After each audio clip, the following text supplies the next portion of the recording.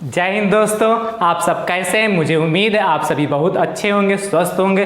दोस्तों आज आपका भाई क्लास 12 फिजिक्स का कंप्लीट सिलेबस लेके आया दोस्तों। ठीक है, कक्षा 12 का भौतिक विज्ञान का कंप्लीट सिलेबस आज बेटा आपको आज से प्रोवाइड किया जाएगा दोस्तों। ठीक है, आपको कक्षा 12 में खंड का के अंतर्गत किस यूनिट के अंतर्गत कौन कौन सा क्या क्या पढ़ना था, आपको सभी लोगों को पहले से ही बताया जा चुका। सिलेबस आपको पहले से ही प्रोवाइड किया जा चुका दोस्तों। ठीक है, उस सिलेबस जिन छात्रों ने उस सिलेबस को नहीं देखा वो उसका लिंक हम डिस्क्रिप्शन बॉक्स में दे देंगे, इसमें आप वहां से आसानी से देख पाएंगे दोस्तों। ठीक है, आज आपका हम चैप्टर स्टार्ट कर रहे हैं। पहला चैप्टर यूनिट जो आपकी फर्स्ट है उसको स्टार्ट करने जा रहे हैं। उस यूनिट फर्स्ट के अंतर्गत दोस्तों आज आपका जो पहला चैप्टर है उसको स्टार्ट करने जा रहे हैं दोस्तों। ठीक है, खंड का के अंतर्गत जो आपकी यूनिट फर्स्ट थी उसके अंतर्गत जो पहला चैप्टर है वो आज दोस्तों स्टार्ट करने जा रहे हैं। ठीक है, तो पहला चैप्टर क्या है उसके बारे में, ठीक है, और यूनिट पहली क्या है उसमें क्या क्या बताया जाएगा आज उस पर हम सभी बात करेंगे दोस्तों। ठीक है, क्लास स्टार्ट करने से पहले आज का मोटिवेशनल कोटेशन बेटा है कि कभी हार मत मानो, कभी हार मत मानो, क्या पता आपकी अगली कोशिश ही आपको कामयाबी की ओर ले जाए। क्या पता आपकी अगली कोशिश ही आपको कामयाबी की ओर ले जाए। कहने का मतलब बेटा आप कभी भी किसी भी कार्य से, चाहे पढ़ाई हो या घर का कार्य हो या कोई भी कार्य हो, आप उससे कभी भी हार मत मानिए। कभी भी आप उससे क्या हो, हताश ना हो कि हम ये वर्क नहीं कर सकते, हम ये पढ़ाई नहीं कर सकते, हम ये सब्जेक्ट को पढ़ नहीं सकते, ये हमको एक बहुत कठिन लगता है। आप लगातार उससे कोशिश करते रहिए, और यदि आप लगातार कोशिश करते रहेंगे तो किसी न किसी दिन तो वो आपके समझ में आएगा। यदि लगातार आप किसी न किसी कंपटीशन को देंगे तो किसी न किसी दिन तो कोई ना कोई कंपटीशन निकलेगा ही निकलेगा। इस कंपटीशन में नहीं तो उस कंपटीशन में, इस पेपर नहीं, ये पेपर नहीं तो वो पेपर। इसलिए आप लगातार कोशिश करते रहिए, कभी आप हताश मत होइए। अपने मन को इतना मजबूत कीजिए कि ये हम कार्य कर सकते, क्यों नहीं कर सकते इस कार्य को। यदि अपने अंदर की आत्मा को आप क्या बिल्कुल दृढ़ बनाएंगे, संकल्प लेंगे कि हम इस कार्य को कर सकते हैं और कोशिश करते रहेंगे, लगातार कोशिश करते रहे, वो भी ईमानदारी, लगन और मेहनत के साथ दोस्तों, तो आप उस कार्य को कर सकते हैं 100%। बात समझ पाए ना, इसीलिए कहा कभी हार मत मानो। कोई भी कार्य हो, आप पढ़ाई कर रहे हैं तो कभी हार ना मत कीजिए। समझ में नहीं आया तो नहीं आएगा। एक बार करिए प्रूफ, 2 बार करिए, 3 बार करिए, चौथी बार में तो जरूर क्लियर हो जाएगा। नहीं चौथी बार में तो 5वीं बार में जरूर क्लियर हो जाएगा। हार मत मानिए। एक पहली बार में नहीं समझ में आया, किताब बंद करके कॉपी बंद करके रख दिया, उसको 1-2 बार तो कोशिश तो करिए आप। ठीक है दोस्तों, उसके बाद इसलिए कहा क्या पता आपकी अगली कोशिश ही आपको कामयाबी की ओर ले जाए। इसलिए आप लगातार कोशिश करते रहे, किसी कोशिश में जरूर सफल होंगे। चाहे हमने जैसे कि आपको बताया, यदि आप पढ़ाई कर रहे हैं, नहीं टॉपिक को समझ में आ रहा, उसको 1 बार 2 बार 3 बार पढ़िए, समझ में तो आएगा ही आएगा। ठीक है दोस्तों, चलिए आज की क्लास स्टार्ट करते दोस्तों। तो जैसा कि आप लोगों को बताया है कि क्या आज आपकी जो खंड का के अंतर्गत आपको पढ़ना था, यूनिट फर्स्ट जो है आपकी स्टार्ट हो रही है, जिसका नाम बेटा है स्थिर वैद्युतिकी। क्लास कौन सी बेटा, इंटर का सिलेबस है स्थिर वैद्युतिकी। यूनिट बेटा आपकी फर्स्ट है। क्या है ये यूनिट बेटा आपकी फर्स्ट है, और इसके अंतर्गत बेटा आपको कौन सा स्टार्ट कौन सी हो रही है, इसका नाम का स्थिर वैद्युतिकी। ये यूनिट बेटा फर्स्ट है। इलेक्ट्रोस्टैटिक्स, इंग्लिश में इसको कहते हैं इलेक्ट्रोस्टैटिक्स, यूनिट फर्स्ट स्थिर वैद्युतिकी दोस्तों। ठीक है, ये यूनिट का नाम। इसके अंतर्गत जो आपको चैप्टर पहला पढ़ना है, यानी इसके अंतर्गत क्या पढ़ना है, आपको पहला चैप्टर पढ़ना है आप लोगों को। चैप्टर क्या, चैप्टर है बेटा पहला, चैप्टर का नाम है बेटा विद्युत आवेश कूलाम बल एवं वैद्युत क्षेत्र एवं वैद्युत क्षेत्र। विद्युत लिखें या वैद्युत लिखें, बात एक ही है दोस्तों। ठीक है, यूनिट क्या है आपकी, पहली यूनिट बेटा कौन सी है आपकी, यूनिट पहली है स्थिर वैद्युतिकी। उसके अंतर्गत दोस्तों बेटा चैप्टर 1 आपका स्टार्ट हो रहा, विद्युत आवेश कूलाम बल एवं विद्युत क्षेत्र। तो दोस्तों पहला चैप्टर क्या है, विद्युत आवेश कूलाम बल एवं वैद्युत क्षेत्र, यानी कि electric charge coulomb force and ना electric field, electric charge, coulomb force and electric field, ये पहला चैप्टर बेटा है, ये आज आपका स्टार्ट हो रहा है दोस्तों। ठीक है, तो सबसे पहले आप सीखेंगे कि विद्युत आवेश क्या होता है, उसके बाद क्या सीखेंगे, कूलाम बल एवं वैद्युत क्षेत्र, यानी कि तीन पार्ट में इसको पढ़ेंगे दोस्तों। ठीक है, तो सबसे पहले बेटा इस चैप्टर को स्टार्ट करने से पहले सबसे पहले जान लें कि स्थिर वैद्युतिकी होती क्या है, यानी कि जो फर्स्ट यूनिट हमारी स्थिर वैद्युतिकी है इसका है क्या है, इसके अंतर्गत हम किसका अध्ययन करेंगे। तो आप सबसे पहले बेटा पहले हेडिंग डालेंगे स्थिर वैद्युतिकी, स्थिर वैद्युतिकी, वैद्युतिकी। दोस्तों देखो कई लोगों के दिमाग में प्रश्न चल रहा होगा, सर इसके पहले पढ़ा रहे थे और उसको भी फर्स्ट चैप्टर बताया था ना। कुछ लोगों के दिमाग जो हमारे बेटा जो रेगुलर छात्र हैं वो सोच रहे होंगे सर पहले भी पढ़ा चुके हैं फर्स्ट चैप्टर, दो फिर से चैप्टर फर्स्ट स्टार्ट कर दिया। हाँ बेटा, वो जो खंड खा था हमने स्टार्ट किया था, उस पर हमने जो आपका चैप्टर स्टार्ट किया था। ठीक है, ऑप्टिक्स में हमने 2 चैप्टर पढ़ाए थे, फर्स्ट और चैप्टर सेकंड पढ़ाए थे, तो वो खंड खा था, वो आपने जो कॉपी बनाई उसको अलग रख दीजिए। जब हम खंड खा दोबारा स्टार्ट करेंगे फिर उस पर आप लिखिएगा, ये यहाँ से आप नई कॉपी बनाइए जो आपकी यूनिट फर्स्ट स्टार्ट हुई, खंड खा जो है यूनिट फर्स्ट स्टार्ट हो रही है, यहाँ से नई कॉपी बनाइए। ठीक दोस्तों, उस पर नोट्स आप बनाते रहे, और खास बात आप नोट्स जरूर बनाते रहे, क्योंकि नोट्स ही आपके सच्चे साथी हैं दोस्तों। तो जो कंफ्यूजन हो आप कमेंट करके पूछ भी सकते हो दोस्तों। ठीक है, आप सभी छात्र जम के एक बार शेयर करें दोस्तों। ठीक है, जम के शेयर करिए दोस्तों। ठीक, चलिए स्टार्ट करते हैं कि स्थिर वैद्युतिकी होता क्या दोस्तों। जो हमारी यूनिट है इलेक्ट्रोस्टैटिक वास्तविकता में होता क्या है, तो थोड़ा लिख लो फिर हम आपको बताते हैं स्थिर वैद्युतिकी होता क्या है। ठीक है, तो ये भौतिक, क्यों, चूंकि स्थिर वैद्युतिकी हम पढ़ क्या रहे हैं, भौतिक विज्ञान, यानी कि भौतिक विज्ञान की कोई ना कोई शाखा है। स्थिर वैद्युतिकी क्या है, इलेक्ट्रोस्टैटिक भौतिक विज्ञान की कोई ना कोई शाखा है। तो भौतिक विज्ञान की कौन सी शाखा, इसके अंदर किसका अध्ययन करते हैं, ध्यान से समझो। इसमें लिख लो बेटा स्थिर वैद्युतिकी में लिखो भौतिक विज्ञान की, लिख लीजिए, अभी समझा रहे हैं, भौतिक विज्ञान की वह शाखा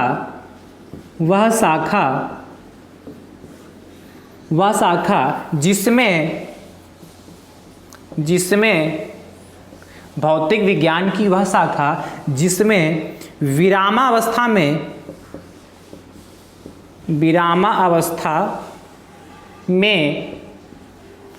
भौतिक विज्ञान की वह शाखा जिसमें विरामावस्था में आवेशों का, किसका, आवेशों का अध्ययन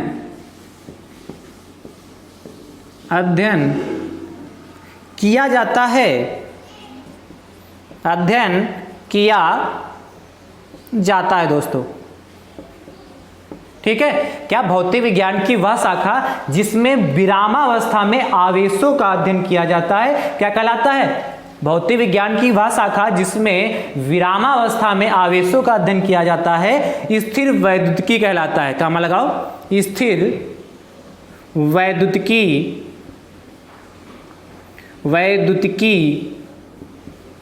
कहलाता है, स्थिर वैद्युतिकी कहलाता है दोस्तों, कहलाता है। ध्यान समझो बेटा। अब विरामावस्था क्या होता है, कई दोस्तों के मन में प्रश्न होंगे सर विरामावस्था क्या होगा। ठीक है, तो रेस्ट स्टेज कहने का मतलब है कि विरामावस्था यानी कि कोई भी वस्तु रुकी हुई हो, ठहरी हुई हो, एक स्थान पर ठहरी हुई, जैसे कुर्सी है हमने डाल दिया तो वो ठहर गई ना एक स्थान पे, तो इसी प्रकार कोई वस्तु क्या हो, ठहरी हुई हो। ठीक है, भौतिक विज्ञान की भाषा का जिसमें विरामावस्था में, किसमें, वस्तु ठहरी हुई और क्या हो, विरामावस्था में हो, आवेशों का अध्ययन करते हैं। कुर्सी हमने इसलिए बताया क्योंकि वो ठहरी रुकी हुई होती है, इसलिए हमने कुर्सी का एग्जांपल लिया। विरामावस्था क्या मतलब, क्या कुर्सी रुकी हुई है ना, तखत डाल दे कहीं पे या बेड कहीं पे डाल दे तो रुका हुआ है ना, तो वो विरामावस्था कहलाती है। ठीक है, विरामावस्था यानी कि कोई रुकी हुई वस्तु हो जो गति ना कर रही हो, समय के साथ जो गति ना कर रही हो वो कहलाती है विरामावस्था कहलाती है दोस्तों। ठीक है, अब विरामावस्था में यानी कि रुकी अवस्था में आवेशों का हम अध्ययन करेंगे। किसका अध्ययन करेंगे, आवेशों का अध्ययन करेंगे। यानी कि इस चैप्टर के अंतर्गत स्थिर वैद्युतिकी जो यूनिट आपकी फर्स्ट है, इसके अंतर्गत दोस्तों हम आवेशों का अध्ययन करेंगे। ठीक है, किसका अध्ययन करेंगे, आवेशों के बारे में जानकारी प्राप्त करेंगे। राइट, यानी कि भौतिक विज्ञान की वह शाखा जिसके अंतर्गत या जिसमें विरामावस्था में आवेशों का अध्ययन करते हैं स्थिर वैद्युतिकी कहलाता है। कोई डाउट, कोई समस्या? आगे चलते दोस्तों। तो आपने सीख लिया कि ये हमारा जो यूनिट फर्स्ट थी, इस चैप्टर यूनिट फर्स्ट का मतलब क्या था और इसके अंतर्गत हम किसका अध्ययन करेंगे। ठीक है, किसका अध्ययन करेंगे? आवेशों का अध्ययन करेंगे। इस बात का ध्यान रखिए, यानी कि इस यूनिट में, पूरे यूनिट में आपका आवेश शब्द घूमता रहेगा दोस्तों।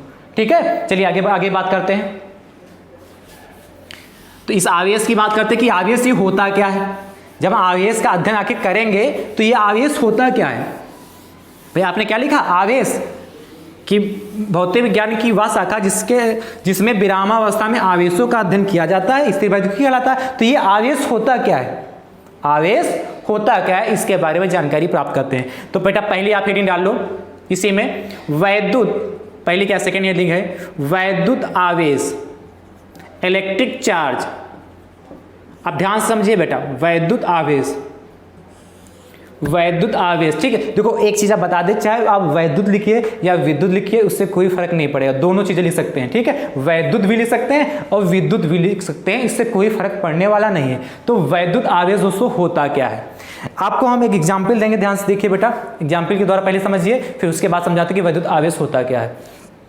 आप देखिए, सबके घर में टीवी होगा, है कि नहीं? सबके घर टीवी होगा। तो आप टीवी पर एक कागज की पतली पट्टी ले जाएं, क्या? कागज का टुकड़ा ले लें और टीवी के पास ले जाएं।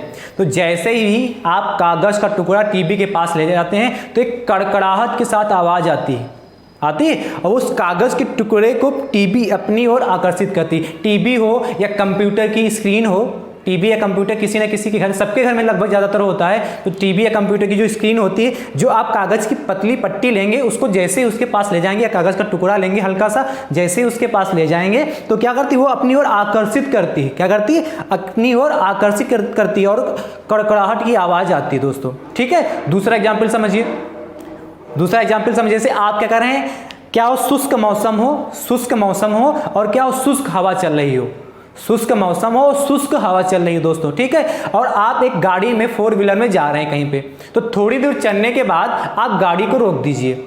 थोड़ी दूर चलने के बाद आप गाड़ी को जब रोक देते हैं, फिर उसके बाद गाड़ी का जैसे ही हम पल्ला खोलते हैं, गाड़ी का जैसे ही हम गेट खोलते हैं, तो हमको क्या बिजली का एक झटका लगता है।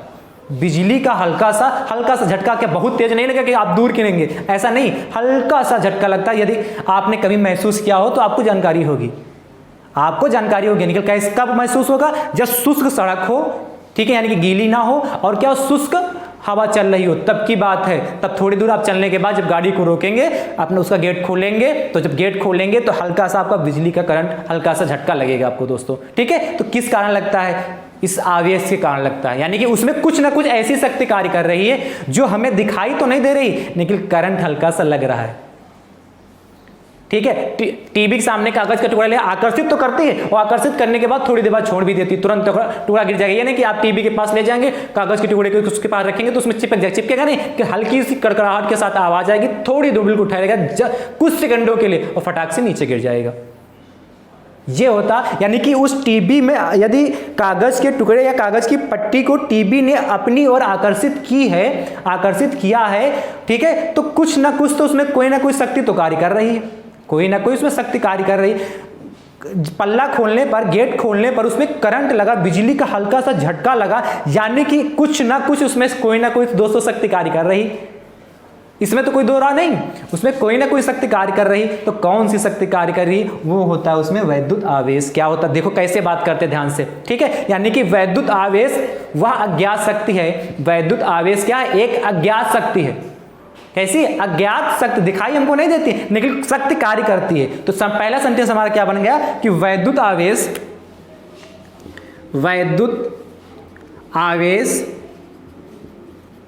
ध्यान से देखिएगा, बहुत अच्छा टॉपिक ये है क्योंकि ये पूरे चैप्टर में घूमने वाला है कि आवेश होता क्या है। वैद्युत आवेश एक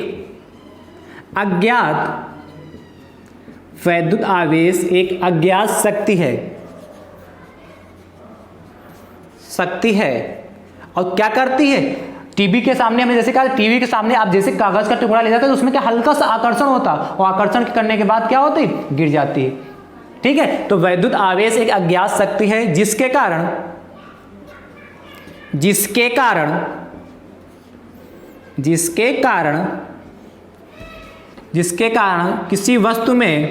किसी वस्तु किसी वस्तु के अत्यंत हल्के टुकड़े को अपनी ओर आकर्षित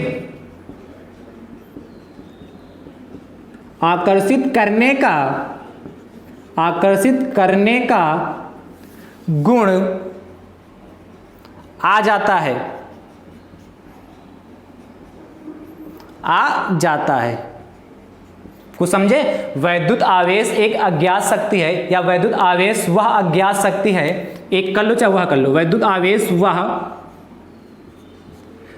आवेश वह अज्ञात शक्ति है जिसके कारण किसी वस्तु के, दोस्तों के छूट गया, लिख लीजिएगा, जिसके कारण किसी वस्तु के अत्यंत हल्के टुकड़े को अपनी ओर आकर्षित करने का गुण आ जाता है, ये कहलाता हमारा वैद्युत आवेश कहलाता है। यानी कि वैद्युत आवेश एक अज्ञात शक्ति है, और जिसके कारण होता क्या है कि किसी वस्तु के अत्यंत हल्के टुकड़े, जो बहुत छोटे बारीक टुकड़े होते हैं, तो कागज बहुत हल्का भी होता है, उसका छोटा सा टुकड़ा लेना, इतना सा, तो उस टुकड़े को क्या करता है, अपनी ओर आकर्षित करने का गुण आ जाता है, वो क्या कहलाता है, हमारा वैद्युत आवेश कहलाता है दोस्तों। ठीक है, क्या कहलाता है, वैद्युत आवेश कहलाता है दोस्तों। वैद्युत आवेश एक अदिश राशि दोस्तों है। कैसी राशि है?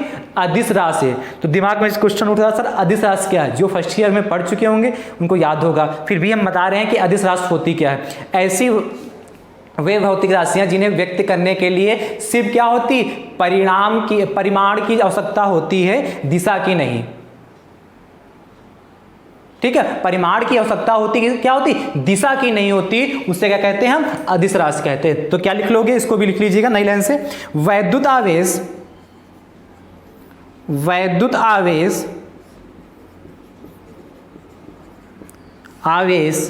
एक अदिश राशि है, वैद्युत आवेश एक अदिश राशि है। इसे स्मॉल क्यू, क्या वैद्युत आवेश को किस वजह से कहते हैं, स्मॉल क्यू, इस पर ध्यान दीजिएगा, इसे स्मॉल क्यू से प्रदर्शित करते हैं।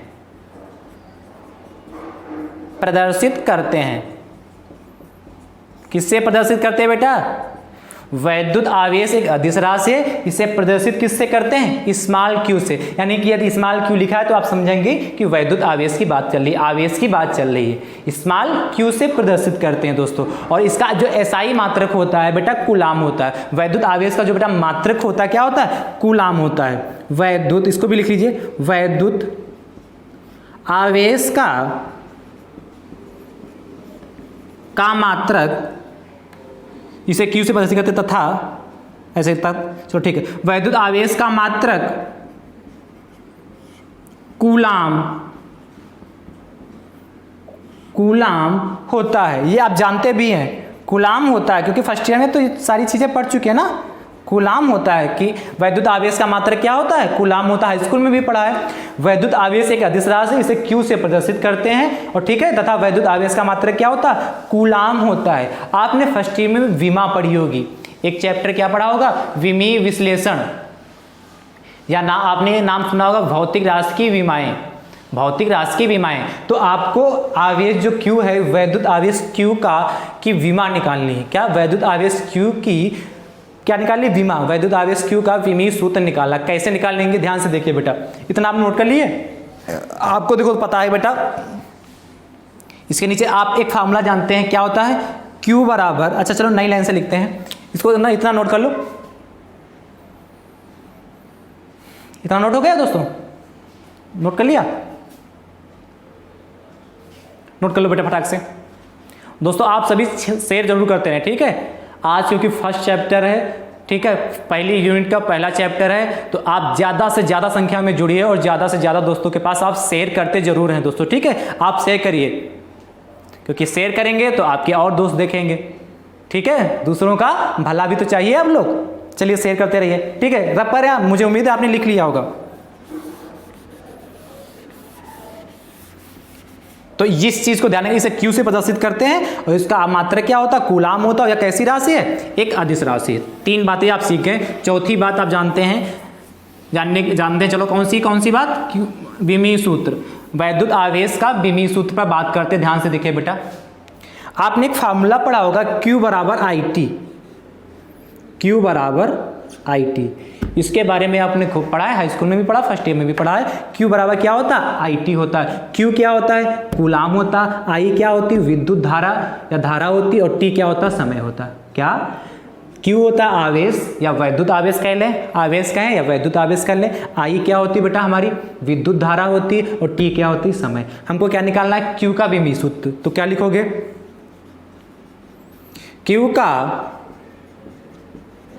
विमीय सूत्र बराबर, ध्यान से देखिएगा, I और T है तो लिखोगे I का विमीय सूत्र, विमीय सूत्र इनटू, अब T है तो T का विमीय सूत्र, विमीय सूत्र, या लिख सकते हैं T की विमा भी लिख सकते हैं। अब Q का हमको विमीय सूत्र चाहिए तो Q का विमीय सूत्र ऐसे ही नोट कर लिए। I का विमीय सूत्र बेटा होता है कैपिटल A होता है। I का जो विमीय सूत्र कैपिटल A होता है दोस्तों, ठीक है। और T का जो बेटा समय का विमीय सूत्र होता है कैपिटल T होता है, ठीक है। ये सब फर्स्ट ईयर में आप सीख चुके हैं। तो A आप दोनों अलग अलग ब्रैकेट में, इसको एक ब्रैकेट में लिख लो, तो यानी कि AT। अतः Q का विमीय सूत्र कितना होगा, हमने आपको निकाल के बता दिया कि आया कहाँ से। वैसे हम लिखवा भी सकते थे कि क्या, वैद्युत आवेश का जो आपका विमीय सूत्र AT होता है, आप लिख लेते हैं। लेकिन कहाँ से आया हमने उसको भी आपको बता दिया कि वैद्युत आवेश जो Q होता है उसका विमीय सूत्र क्या होता है, AT। क्या होता है दोस्तों, AT होता है। चलिए फटाक से नोट कर लीजिए।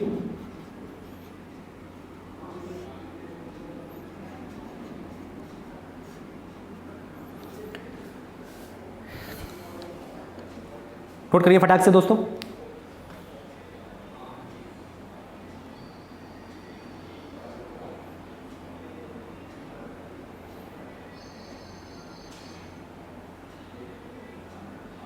हो गया, चलिए आगे चलते दोस्तों, ध्यान से देखिए।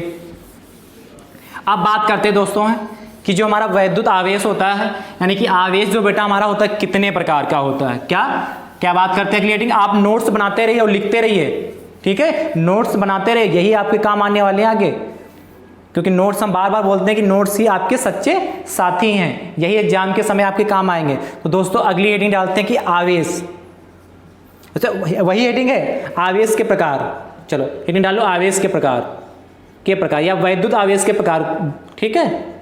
आवेश के प्रकार, बेटा आवेश कितने प्रकार का होता है, तो देखिए या तो आपने कई बार सुना भी होगा कि या तो आकर्षण होता है या तो प्रतिकर्षण होता है। अब कंडीशन क्या है, क्या कब आकर्षण होगा और कब प्रतिकर्षण होगा। आपने कई बार सुना होगा या देखा भी होगा, सुना तो कई बार है, आपने पढ़ा भी कई बार है कि क्या होता है, या तो आकर्षण होता है या तो क्या होता है, प्रतिकर्षण होता है। तो आकर्षण कब होगा, प्रतिकर्षण कब होगा, ये आवेश पे डिपेंड करेगा। ध्यान से कैसे देखिए, पहले देखिए आवेश कितने प्रकार का होगा, ठीक है। तो बेटा लिखो आवेश, जो बेटा हमारा आवेश होता है 2 प्रकार का होता है। आवेश 2 प्रकार के होते हैं। आवेश कितने प्रकार के होते हैं बेटा, 2 प्रकार के होते हैं। कौन कौन से, नंबर 1 बात करते हैं, धनावेशित आवेश, ठीक है। और नंबर 2 ऋणावेशित आवेश। नंबर 1 बेटा क्या, धनावेशित आवेश, और नंबर 2 क्या होगा, ऋणावेशित आवेश। आवेश कितने प्रकार के होंगे बेटा, 2 प्रकार के हो गए। एक तो होगा धनावेशित आवेश हमारा, एक होगा ऋणावेशित आवेश। यानी कि धनावेशित आवेश कहने मतलब प्लस चार्ज होगा उस पर, आवेश पर, यानी कि प्लस Q लिख सकते हैं। यदि प्लस Q लिखा होगा तो इसका मतलब क्या हो समझेंगे, जैसे क्या लिखा होगा, प्लस Q, इसका मतलब क्या हुआ, धनावेश है।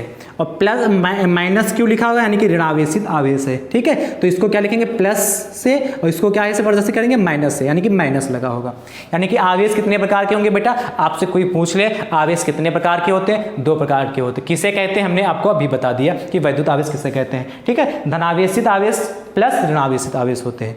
अब देखो, अब ये दोनों आपस में कब मिलेंगे, यदि मिलते हैं तो क्या करते हैं, दोनों आपस में मिलते हैं या आपस में नहीं मिलते, दोनों एक ही साथ मिल जाते हैं, मतलब यही तो होता क्या इनमें, ध्यान से समझो। जब प्लस, ध्यान समझिए, ये लिख लिया, जब प्लस और 2 प्लस, जब प्लस और प्लस एक साथ मिलेंगे, ध्यान से देखिए, मतलब एक प्लस हो और एक प्लस हो, दो प्लस हो और माइनस माइनस, क्या प्लस प्लस हो माइनस माइनस, यानी एक साथ मिलेंगे दोस्तों तो प्रतिकर्षण होगा। क्या होगा, प्रतिकर्षण होगा,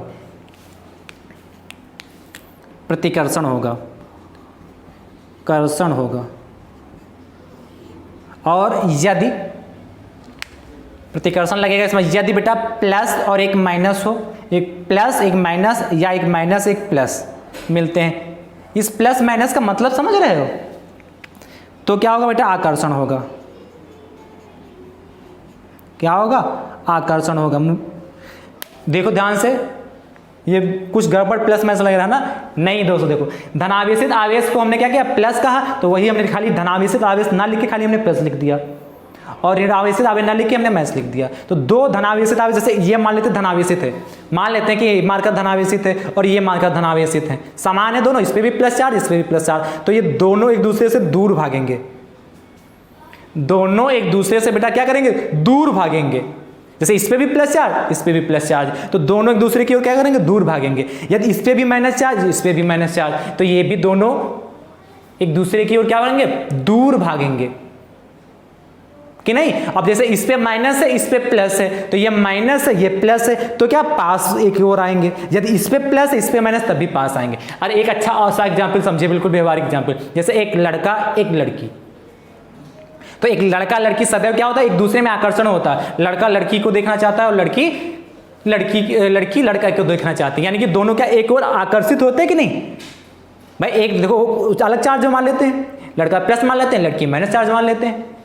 ठीक है, कि लड़के को प्लस मान लिया और लड़की को माइनस मान लिया, तो दोनों क्या करेंगे, दोनों में आकर्षण हो जाएगा कि नहीं। यानी कि आप सामान्य अवस्था में देखिए कि लड़का क्या होता है, लड़की की ओर आकर्षित होता है, ऐसा तो नहीं, ऐसा तो नहीं है कि ना कि लड़का लड़के की ओर आकर्षित हो जाए, नहीं, ज्यादा क्या होता है, लड़का लड़की की ओर आकर्षित होता है, ऐसा ही होता है कि नहीं होता है। बस सेम आवेश भी ऐसे ही कार्य करते हैं, सेम आवेश भी जो आवेश होता है, आवेशों का कार्य सेम ऐसा होता है। जैसे क्या, प्लस प्लस यानी लड़का लड़का और लड़की लड़की, यानी कि इनमें क्या होगा, एक साथ होंगे तो प्रतिकर्षण यानी दूर भागेंगे।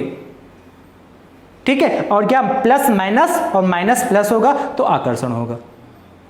यानी कि यहां से निष्कर्ष निकला कि जो 2 समान प्रकार के आवेश क्या करते हैं, 2 समान प्रकार के आवेशों के बीच क्या लगता है, प्रतिकर्षण बल लगता है। तो दो असमान आवेशों के बीच, एक प्लस एक माइनस, तो असमान है यानी कि अलग अलग, और समान का मतलब एक जैसे। तो 2 समान आवेशों के बीच बेटा प्रतिकर्षण लगता है, चाहे प्लस प्लस हो या माइनस माइनस हो, निकल समान तो है, और यहाँ एक प्लस एक माइनस एक प्लस है, और तो 2 असमान आवेशों के बीच क्या लगता है, आकर्षण बल लगता है। इस बात को बहुत ध्यान से समझिएगा क्योंकि आगे बहुत यूज होने वाला है सारी बातें। ठीक है, तो इस बात को लिख लेते हैं हम, इसको ऊपर आप कर रहे हैं, यहां लिखेंगे क्या, इस बात को बेटा नोट कर लो। 2, इसके नीचे लिख लीजिएगा, 2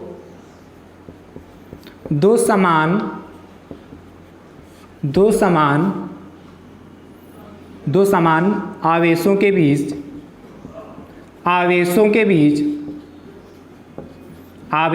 बीच बेटा क्या होता है, प्रतिकर्षण कार्य करता है, प्रतिकर्षण बल लगता है, प्रतिकर्षण कार्य करता है। 2 समान आवेशों के बीच प्रतिकर्षण बल कार्य करता है,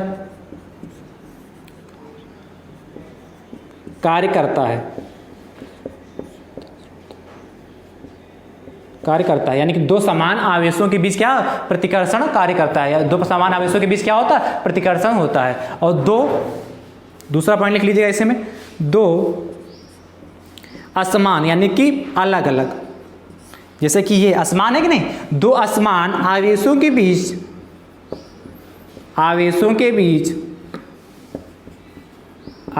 के बीच प्रतिकर्षण कार्य करता है, या प्रतिकर्षण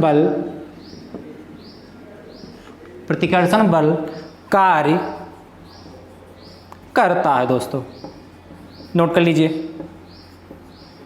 ठीक है, तो मुझे उम्मीद है आपके समझ में आ गया होगा, और समझ में आया तो जम के शेयर करो दोस्तों।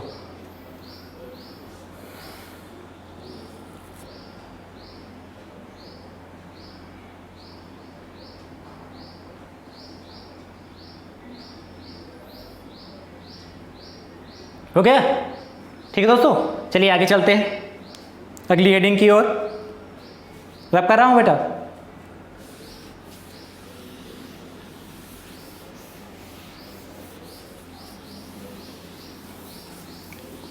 अगली हेडिंग बेटा डालिएगा, किसी वस्तु के आवेशित होने का क्या अर्थ होता है। चाहे क्वेश्चन आप लिख लो, किसी वस्तु के आवेशित होने का क्या अर्थ होता है। ठीक है, किसी हेडिंग है बेटा, किसी वस्तु के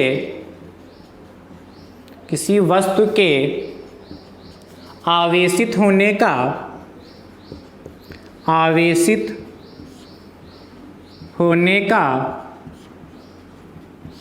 अर्थ। ठीक है, आप क्वेश्चन लिखना चाहे तो क्वेश्चन टाइप में लिख लीजिए। आप क्वेश्चन लिखे हम बोल दे रहे हैं, लिख लीजिए, किसी वस्तु के आवेशित होने का क्या अर्थ होता है। क्वेश्चन लिख लीजिए आप, किसी वस्तु के आवेशित होने का क्या अर्थ होता है। उसके नीचे आप हेडिंग डाल लीजिए, किसी वस्तु के आवेशित होने का अर्थ, या खाली आप हेडिंग डालें, किसी वस्तु के आवेशित होने का अर्थ क्या होता है। ध्यान से समझिए बेटा, पहले आप लिखिए 2 लाइनें, फिर समझ में आएगा आपके। किसी वस्तु के आवेशित होने का अर्थ क्या होता है, लिखो बेटा, पहले साथ में लिख लीजिए, फिर समझा रहे हैं। किसी वस्तु के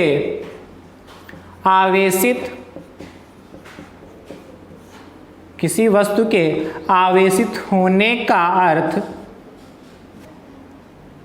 है, आवेशित होने का यह अर्थ है कि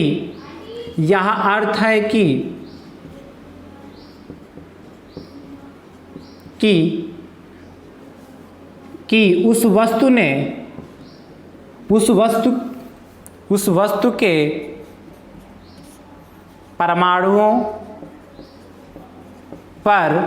वस्तु के परमाणुओं पर क्या, किसी वस्तु के आवेशित होने का यह अर्थ है कि उस वस्तु के परमाणुओं पर इलेक्ट्रॉनों की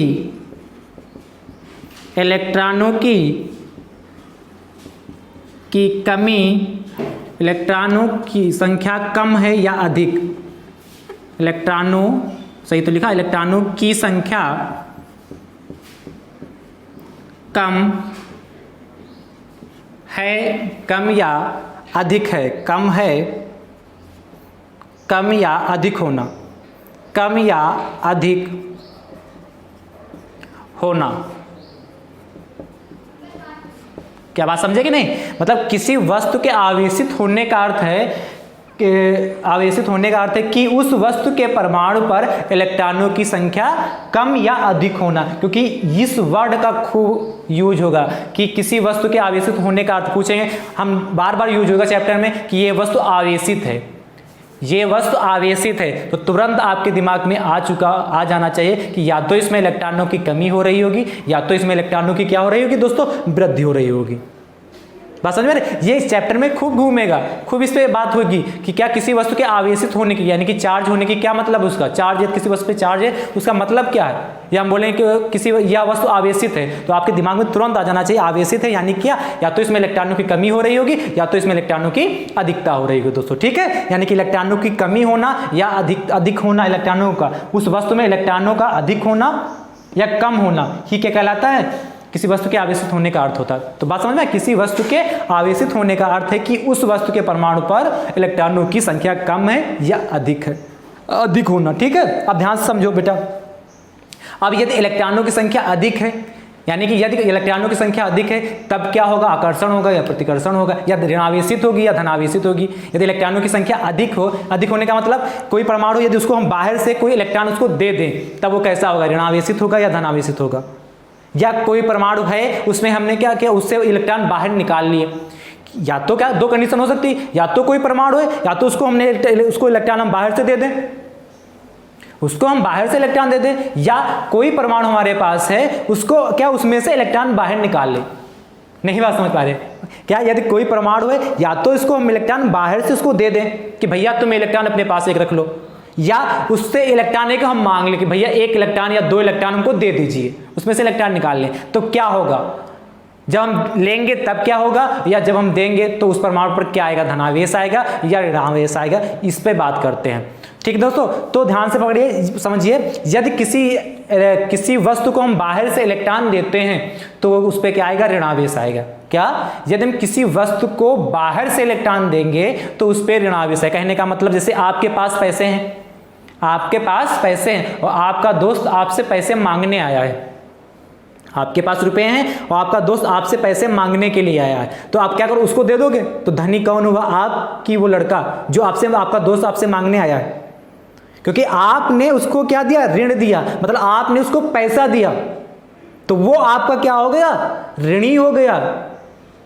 यानी कि आपका दोस्त आपका ऋणी होगा कि नहीं होगा, क्योंकि आप यदि धनवान नहीं होते तो अपने दोस्त को पैसा कैसे देते, यानी कि उस पर क्या आ जाएगा, ऋणावेशित। यानी कहने का मतलब यदि किसी क्या ना वस्तु पर हम किसी वस्तु को इलेक्ट्रॉन देते हैं, यदि किसी वस्तु को हम क्या करते हैं, इलेक्ट्रॉन देते हैं, तो उस वस्तु पर दोस्तों क्या आ जाएगा, हमारा ऋणावेश आएगा। और यदि हम किसी वस्तु से इलेक्ट्रॉन निकाल लेते हैं तो उस पर क्या आएगा, धनावेश आएगा। कहने का मतलब है, सेंस को समझिएगा, हमने कहा आपने उसको पैसे दे दिए तो आप क्या धनी थे तभी तो उसको पैसे दिए, उससे धनी होंगे, उससे तो आप धनी होंगे, जिसने आपसे पैसा मांगा है उससे तो आप धनी होंगे।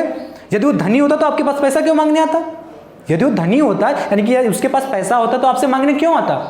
यानी कि क्या हुआ, वो आपसे क्या हुआ, कम पैसे वाला हो तो आप पैसे वाले क्या होंगे, अधिक हो गए, क्यों, इसीलिए तो आप दे रहे हैं। यानी कि आप यदि इलेक्ट्रॉन देंगे, यदि आप पैसा देंगे तो आप क्या होंगे, धनी, यानी कि आप पे क्या आ जाएगा, धनावेश आ जाएगा।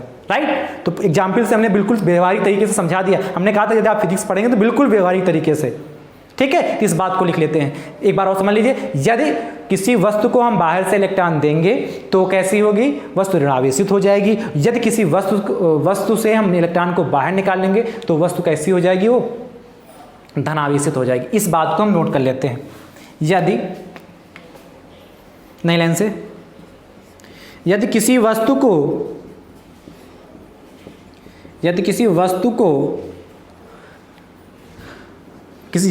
को इलेक्ट्रॉन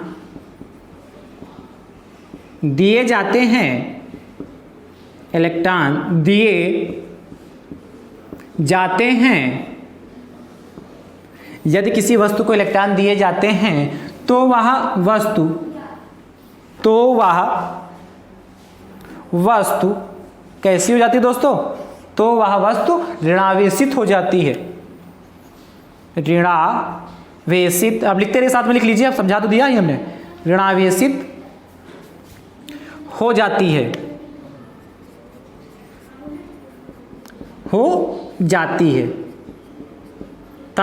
तथा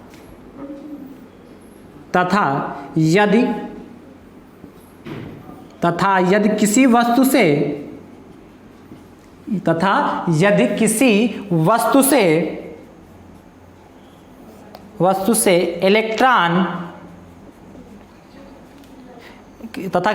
इलेक्ट्रॉन क्या किए जाए, निकाल लिए जाए, यानी कि ले लिए जाए, इलेक्ट्रॉन निकाल लिए जाएं, तो निकाल लिए जाते हैं या निकाल लिए जाए तो वह वस्तु कैसी हो जाती है, इलेक्ट्रॉन निकाल लिए जाते हैं तो वह वस्तु कैसी हो जाएगी, धनावेशित हो जाती है, क्योंकि उसने इलेक्ट्रॉन क्या किया, डोनेट किया, किसी को दान किया है, इसलिए वो क्या हो जाती है, धनावेशित हो जाती है। तो वह वस्तु धनावेशित हो जाती है। मुझे उम्मीद है आपको ये बात समझ में आ गई होगी। यानी किसी वस्तु के आवेशित होने का अर्थ है कि क्या उस वस्तु के परमाणु पर इलेक्ट्रॉनों की संख्या कम हो रही है या अधिक हो रही है, वो किसी वस्तु के आवेशित होने का अर्थ है। ये हेडिंग आपके लिए इंपॉर्टेंट है क्योंकि इस वर्ड का यूज बार बार होगा यदि कोई वस्तु आवेशित है। ठीक है, तो यदि किसी वस्तु पर इलेक्ट्रॉन दिए जाते हैं, यदि किसी वस्तु को बाहर से इलेक्ट्रॉन दिए जाते हैं तो क्या होता, तो उस पर क्या आ जाएगा, ऋणावेश आ जाएगा। और यदि किसी वस्तु से हम इलेक्ट्रॉन को निकालते हैं तो उस पर दोस्तों क्या आ जाएगा, धनावेश आएगा, जैसा कि आपने सीख लिया। दोस्तों नोट कर लीजिए फटाक से।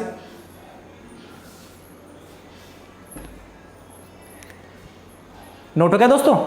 तो मुझे उम्मीद है आपने नोट कर लिया होगा। तो दोस्तों आज आपने क्या क्या सीखा उस पर हम बात कर लेते हैं। तो सबसे पहले आपने सीखा, पहले यूनिट जो स्थिर वैद्युतिकी चल रही थी उसके बारे में सीख लिया कि स्थिर वैद्युतिकी होती क्या है। ठीक है, क्या होती है स्थिर वैद्युतिकी, क्या होती है उसके बारे में सीखा। दूसरी हेडिंग आपकी जो मोस्ट इंपॉर्टेंट है, जो पूरे चैप्टर में रन करने वाली हेडिंग है, क्या बोलो, वैद्युत आवेश, इलेक्ट्रिक चार्ज, जो पूरे चैप्टर में रन होने वाला है स्थिर वैद्युतिकी में, यानी कि इसी पे बात होगी, ये बहुत यूज होने वाला है, उस पर बात कर ली। फिर उसका क्या, वो राशि कैसी है, हमने बताया अदिश राशि है, उसका मात्रक के बारे में बात कर लिया। ठीक है, और उसके विमित सूत्र के बारे में हमने बात कर ली, उस पर ये सारी इतनी बातें हो चुकी हैं। और एक अगली हेडिंग आपने क्या बात की, किसी वस्तु के आवेशित होने का क्या अर्थ होता है, किसी वस्तु के आवेशित होने का क्या अर्थ होता है। और एक हेडिंग कौन सी बात की है, आवेश के प्रकार, आवेश कितने प्रकार के होते हैं। 4 हेडिंग, स्थिर वैद्युतिकी क्या होती है, वैद्युत आवेश क्या होता है, आवेश कितने प्रकार के होते हैं, और किसी वस्तु के आवेशित होने का अर्थ क्या होता है। आपने 4 हेडिंगों पर विशेषकर बात कर ली। तो इसको आप सही से अच्छे से पढ़ के आइएगा, और यदि कहीं पर भी समस्या है तो दोस्तों आप कमेंट करिए। ठीक है, और यदि आप हमारे यूट्यूब चैनल पर नए हैं दोस्तों तो क्या करें, सबसे पहले सब्सक्राइब जरूर कर लें और बेल आइकन को जरूर प्रेस कर लें, जिससे आगामी वीडियो का नोटिफिकेशन आप सभी छात्रों को सबसे पहले प्राप्त हो सके। दोस्तों थैंक यू सो मच दोस्तों, राधे राधे दोस्तों।